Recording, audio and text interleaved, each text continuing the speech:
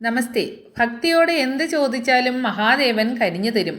അങ്ങനെയുള്ള ഒരു പ്രധാന ദിവസം നാളെയാണ്. 2026 ജനുവരി 16 വെള്ളിയാഴ്ച മകരമാസത്തിലെ കൃഷ്ണപക്ഷ പ്രദോഷവും മകരത്തിലെ 30 വെള്ളി, അതായത് മലയാള മാസത്തിലെ ആദ്യം വരുന്ന വെള്ളിയുമാണ്.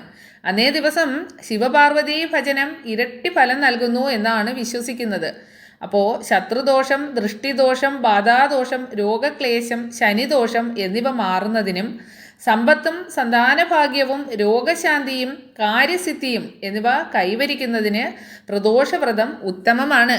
പ്രദോഷവ്രതം എടുക്കാൻ രാവിലെ കുളിച്ച് ഭസ്മം തൊട്ട് വൃത്തിയും ശുദ്ധിയുമുള്ള വസ്ത്രം ധരിച്ച് ക്ഷേത്ര ദർശനം നടത്തുക. അവരവർക്ക് കഴിയുന്ന വഴിപാടുകൾ നടത്തുക. ഓം നമഃശിവായ, ശിവ അഷ്ടോത്തര ശതനാമാവലി, ഉമാമഹേശ്വര സ്തോത്രം തുടങ്ങിയവ ശിവപ്രീതികരമായ മന്ത്രങ്ങളും സ്തോത്രങ്ങളും പരമാവധി ചൊല്ലുക.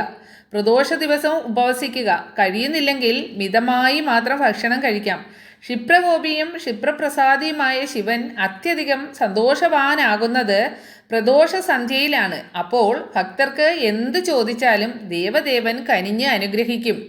അതുപോലെ ഉണ്ണിക്കണ്ണനെയും വില്ലുമംഗലം സ്വാമിയാരെയും കുറിച്ചുള്ള അതിമനോഹരമായ കഥ, അതിൻ്റെ 3-ാം ഭാഗം നമ്മുടെ ചാനലിൽ ഇട്ടിട്ടുണ്ട്. അപ്പം കേൾക്കാത്തവർ അല്ലെങ്കിൽ ഇതുവരെ കേട്ടിട്ടില്ലാത്തവർ അതെല്ലാം കേൾക്കുക.